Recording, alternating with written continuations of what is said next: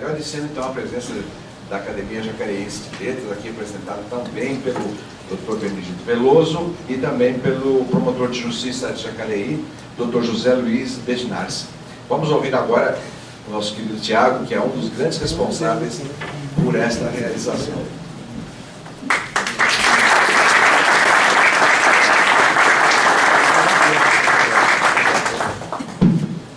Gostaria de pedir perdão, estava só organizando ali os últimos preparativos.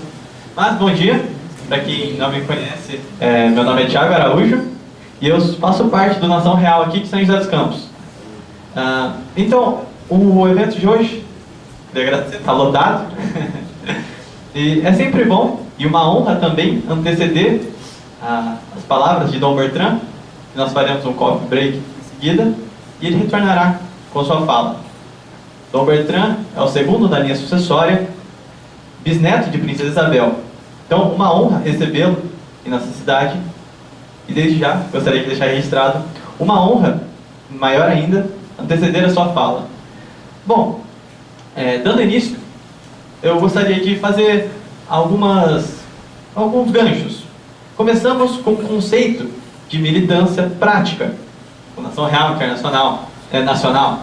Então nós compreendemos como agir. Depois nós compreendemos como funciona uma monarquia constitucional, quarto poder.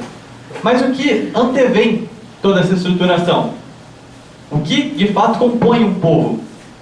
Toda a sua identidade nacional, sua cultura e sua mentalidade. Então, se nós queremos fazer de fato um trabalho de restauração do real Brasil, nós precisamos compreender o que ele é. Então eu gostaria de fazer um panorama geral para que nós possamos ter essa visão de como atuar, compreendendo a nossa mentalidade. As ideias, elas são compostas de diversas maneiras, mas para o seu sucesso, tanto com a população, quanto para que ela funcione de fato na prática, ela precisa andar de maneira correta com a mentalidade nacional do povo.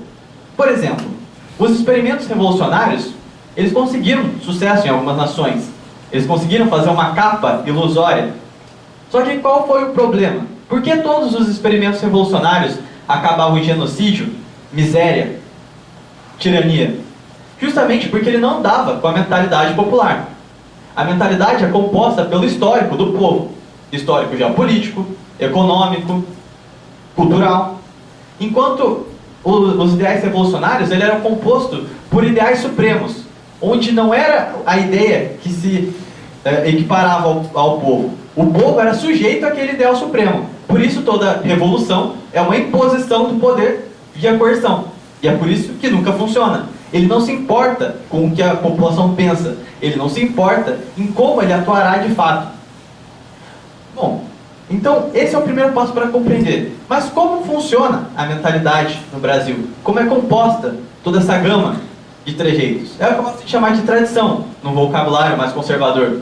É o que criou esse conjunto de trejeitos, hábitos, instituições, tudo aquilo que preservamos para evitar problemas cotidianos, de tal forma que essa tradição se institui no nosso modus operandi. Tanto que nós temos uma série de problemas cotidianos em esfera individual e institucional, que nós não vemos mais, justamente por conta da tradição. Nós recebemos as tradições e às vezes nem nos damos conta que a recebemos, justamente porque ela está hoje como um modus operandi nosso. O Brasil é um país católico. Pode não ser uma maioria religiosa hoje, mas é um país católico por sua formação. E o que é interessante é que hoje nós temos muita mentalidade de Estado. O Estado deve proporcionar saúde, o Estado deve proporcionar educação, auxílio. Quando nós estávamos engatinhando ainda, século XVI, XVII, quem é que fazia esse serviço? O Estado nem sonhava em prestar eles. A livre associação. As pessoas, em seu princípio de castidade. Cada um. Hoje estamos aqui, por exemplo. Nós nos sujeitamos a regras, a princípios, a uma hierarquia, tudo de forma voluntária. Da mesma forma que o país se constituiu antes do Estado vir com a sua mão forte sobre os indivíduos. Quem é que dava saúde aos mais necessitados? As Santas Casas, a Igreja Católica. Qual é o maior grupo formador na questão educacional? Jesuítas. E não precisamos nem pontuar as instituições de auxílio da própria igreja. Por exemplo, temos inúmeras aqui na cidade mesmo. Nós temos os vicentinos, por exemplo, que têm seus assistidos, contribuem com a população. A ação individual é o que de fato compõe o povo. E é a partir daí que se remonta a nossa mentalidade de fato. Por exemplo, no século XIX, é onde a gente tem esse grande boom intelectual no país. Tanto na esfera acadêmica, onde se tem teses extraordinárias compostas em nível internacional e que são utilizadas até hoje, mas também um grande ápice na questão cultural-artística. Por exemplo, Pedro Américo foi quem pintou esse maravilhoso quadro aqui. Qual é o impacto disso no imaginário popular? Essas ações constituem o imaginário popular. O 7 de setembro não é uma mera data. Por quê? Porque existe um trabalho em torno disso, artístico, de transpor a atmosfera, todo o mito, em algo palpável, para que a população possa constituir o seu imaginário. Por exemplo, quando nós vemos uma pintura como essa, inconscientemente, nós acabamos nutrindo toda uma mentalidade, a atmosfera do período, a grandiosidade do momento. Isso transcende a mera realidade e transpõe a identidade nacional. É assim que se formam os povos. Por exemplo, Carlos Gomes, um grande musicista brasileiro, ele conseguia transcrever em suas composições a brasilidade, o ambiente brasileiro do século XIX. Você ouve até os dias de hoje e ainda consegue sentir essa essência. Machado de Assis, um grande escritor, da mesma forma, transcreveu o drama, a realidade brasileira, de forma atemporal. E é justamente isso que constitui um povo. Por quê? Você consegue universalizar esse conceito, essa gama de sentimentos. Você não se sente mais um indivíduo solo, dispar na história. Você se sente parte de algo que tem começo, meio e fim. Você se sente parte da nação de fato. É por isso que é tão importante o princípio em que se constitui a identidade nacional. Porque é isso que vai fazer você deixar de ser um mero Zé Ninguém, para se constituir e se identificar como um brasileiro, como um único povo. E é muito interessante que todo esse boom cultural e intelectual do século XIX também se transpõe na política, por exemplo. Durante o século XIX, com ênfase no Segundo Reinado, os dois grandes partidos eram o Partido Liberal, as Luzias, e o Partido Conservador, os Aquarenas. Esses dois partidos têm ideias extremamente modernas. Hoje, o que nós estamos conhecendo como a nova política, que defende um federalismo e uma liberdade econômica, que existia nas aulas do Partido Liberal, que era constituído por defensores dos proprietários de terras. E o conservadorismo, eles tinham várias alas, tinham contato com Edmund Burke, por exemplo, o pai do conservadorismo moderno. Aquilo que hoje conhecemos como a nova política, nada mais é do que a política que já existia há mais de 129 anos no país. Só que a diferença é que há 129 anos, estes homens foram escorraçados da vida pública com o golpe republicano. Nós regredimos, perdemos todo esse laço histórico e cultural que nós tínhamos com nós mesmos. Então, todo esse enriquecimento também se dava em nível social. Por exemplo, o grande movimento humanitário do século XIX foi o movimento abolicionista, um movimento composto de diversos homens, sejam eles de diversas classes sociais, com diversas ideologias, até conflitantes entre elas, mas todos unidos por um ideal humanitário, a libertação dos escravos. Isso é um fator marcante para a nossa cidadania e para a nossa identidade nacional, mas mais do que isso, ele também foi um formador de ativistas e também um formador, uma escola de estadistas. Um dos homens que eu gostaria de citar aqui é José do Patrocínio.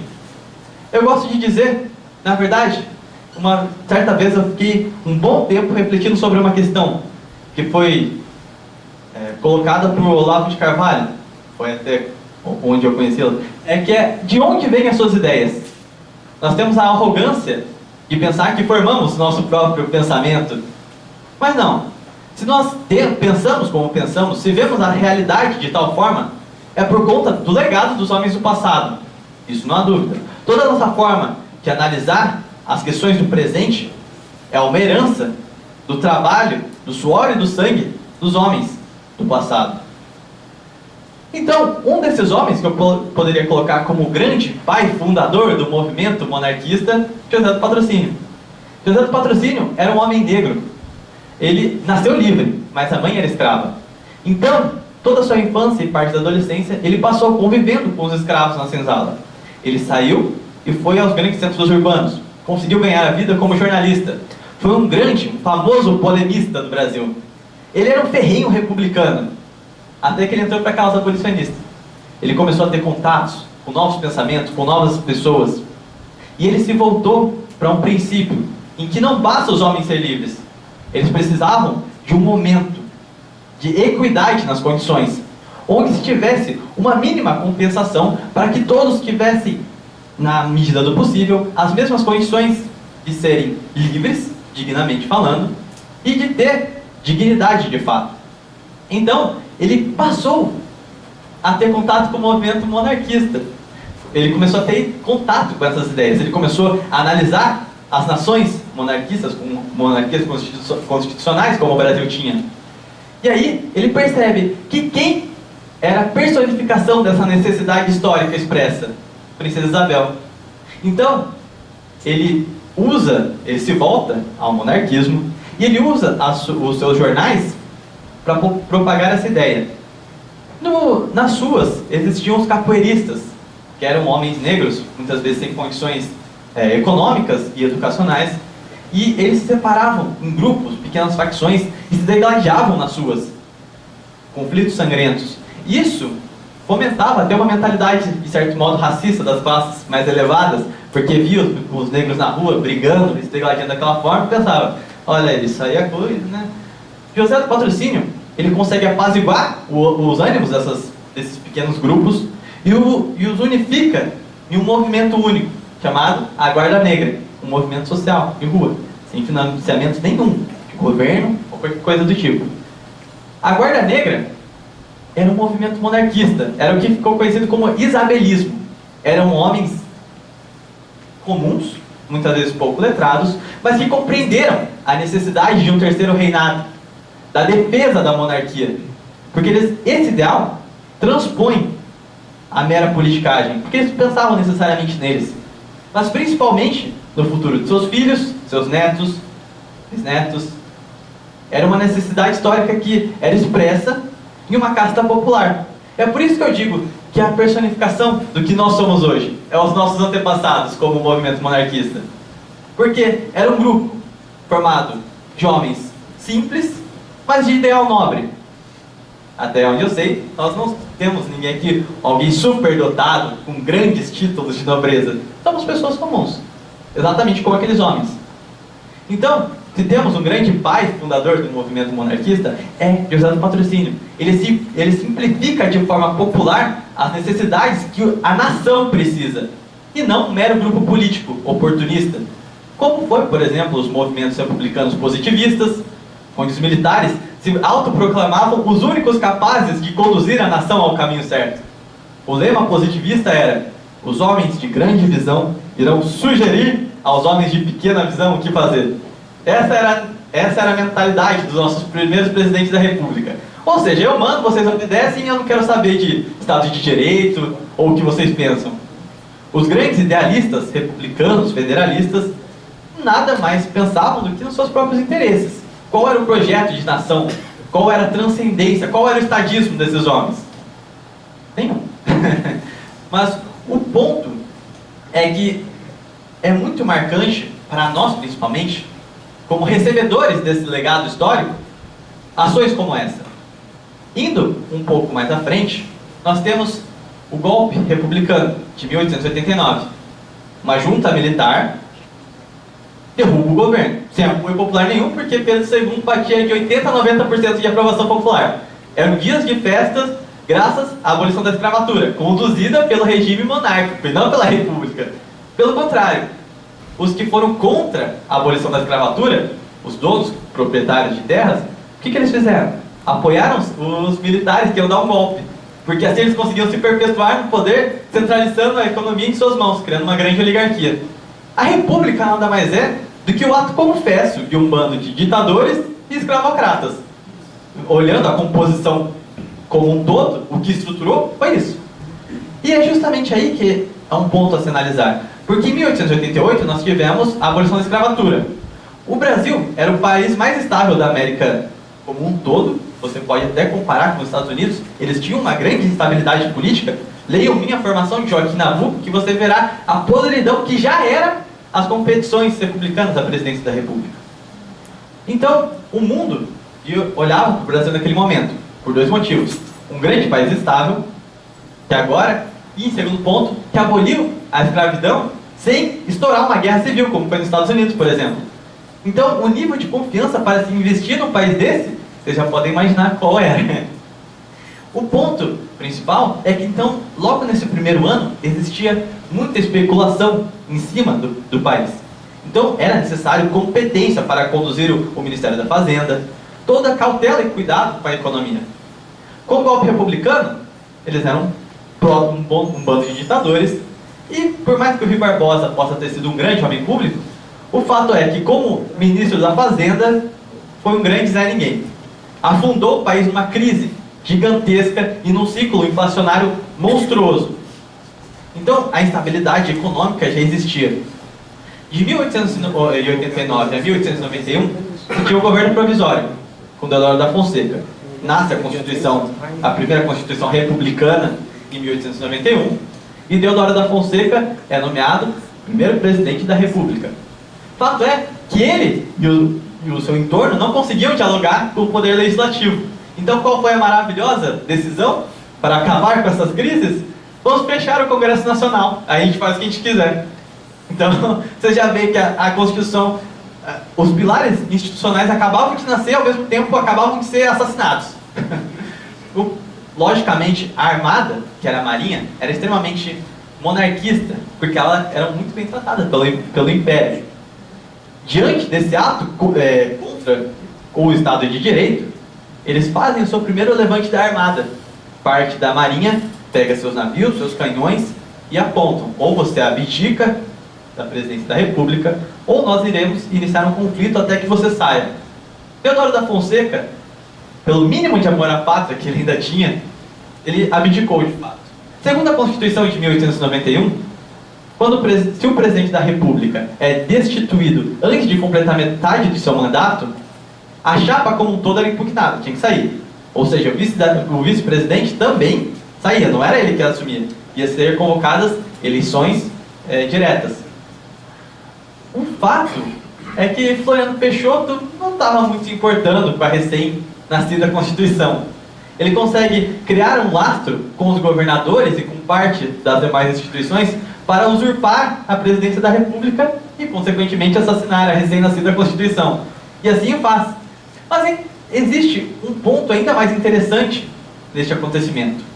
A América Espanhola, suas repúblicas que estão em nosso entorno, ao longo de todo o século XIX apresenta uma característica: o caudilismo, que é, em total ruína, instabilidade e crise, surgiu um salvador da pátria, um líder messiânico que era colocado no poder com poderes absolutos, destruía a nação e ficava pior do que já estava.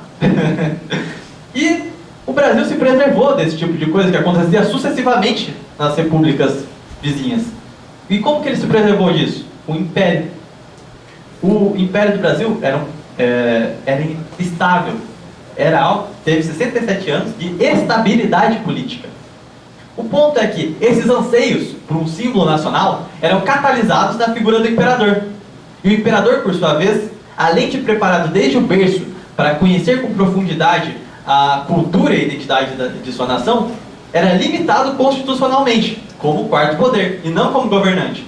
Ele não governava, ele fiscalizava. Esse que era o X da questão. Então nós não promovíamos ditadores, nós promovíamos estadistas, e um homem honrado na chefia de Estado. E vocês podem ver, o primeiro ato que acontece com a proclamação da República, assim que se destitui o quarto poder, o que é? A mesma característica que acontecia sucessivamente nas repúblicas vizinhas. Elegemos um grande Messias, porque esses que abdicaram de seus próprios poderes constitucionais para dar a Floriano Peixoto para usurpar a presidência da República, o que eles queriam? De volta à estabilidade econômica, que cessasse esses levantes políticos Ou seja, estavam abdicando de seus próprios poderes, quebrando toda a separação de poderes, para promover um tirano que fosse trazer a igualdade, fosse promover estabilidade. Então, o quarto poder tinha uma função muito importante e correspondia à natureza do povo. Inibia as más tendências e promovia, de forma positiva, a nossa natureza como um povo, que respeitamos hierarquias mesmo que sem perceber. Então, o que nós podemos tirar como prova real disso é uma frase, por exemplo, de José Bonifácio, em que ele dizia que o brasileiro seria o novo ateniense se não caísse em tirania de Estado. Caímos em tirania de Estado. Há 129 anos, continuamos caindo em tirania de Estado. Mas eu não acredito que nós perdemos a chance de ser o novo ateniense. Principalmente porque, apesar dos sucessivos governos republicanos atacarem a natureza e a mentalidade popular, é um fato de que o resquício da tradição ainda vive em cada brasileiro. Pelo menos uma pontinha ainda reside. Tem como se recuperar e restaurar. O fato é que não somos um cão vira-lata ou um povo que instintivamente adora se menosprezar. O que acontece toda vez que nós temos uma pontinha, uma esperança de restaurar o civismo, o amor à pátria, o que acontece? Todos nós pegamos as bandeiras verdes e amarelas e vamos às ruas, como foi recentemente com o impeachment, como foi essa esperança reavivada com o Bolsonaro. É um fato, nós temos essa característica de amor à pátria em nosso gênero. Ela só fomentamos de forma negativa com a República, centralizando nas mãos de um tirano todo esse anseio.